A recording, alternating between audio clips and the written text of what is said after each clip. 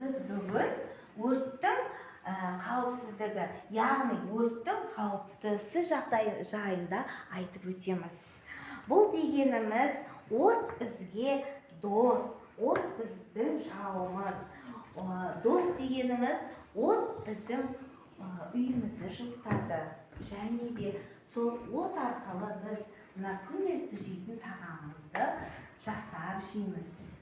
Ал қауіпті дегеніміз, бұл дегеніміз балалар, кішкентай ғана сіріңкенің өзінен үлкен өрт шығып кетуі мүмкін. Ал енді атап өтсек, балалар, сендер үйде газ плитасына барасыңдар ма? Өте дұрыс. Газ плитасына балаға баруға болмайды. Онда білесіңдер ме, өрт шығу қаупі бар. Ал ендігі сүйретімізде балалар, сендер теледидар немесе ұялы сын тетігін және де басқа электр жүйесіне қосылатын нәрселерді сендер үйде электр жүйесіне қосасыңдар ма? Өте дұрыс, сендерге оны қосуға болмайды. Жаңағыдай айтып өткенімдей, кішкентай ғана нәрседен үлкен өрт шығып кетуі мүмкін. Ал енді сіріңке үйде қолданасыңдар ма? Өте дұрыс, сіріңке қолдануға болмайды. Сіріңкеден де өрт шығу қаупі бар. Үлкендерсіз сендерге ол заттарды ұстауға, қолдануға болмайды балалар. Ал енді мына суретке қараңдар. Бұл жерде өрт шығып тұр. Өрт сіріңкеден шыққан екен.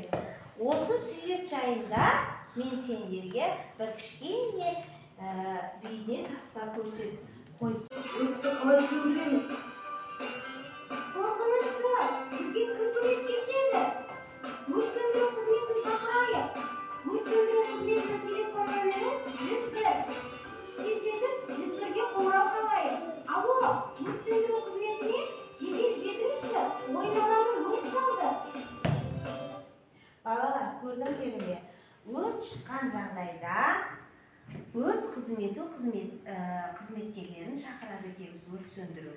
Ал ол дегеніміз, өрт сөндірушілер келіп бізге мынандай құрылғылармен өртті сөндіріп береді. Бұл құрылғылар бізге керегі. Шелек, құм тасу үшін.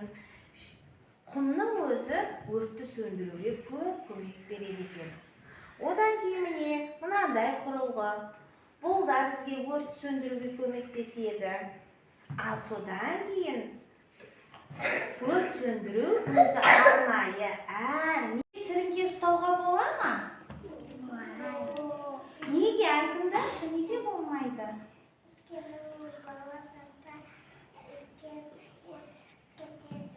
Өте дұрыс айтасың, өйткені одан өрт шығып кетеді.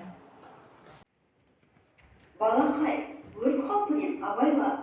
Үлкендердің көмегінсіз сіріңке, не от жағатын құралдарды қолданба. Электр құралдарын ашық тоқ көзінде қалдырма.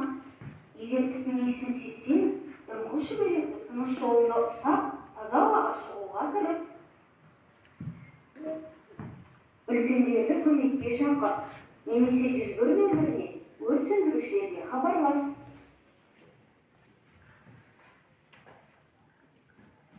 Өрт шыққан жағдайда ешқашан өз бетіңмен сөндіруге тырыспа.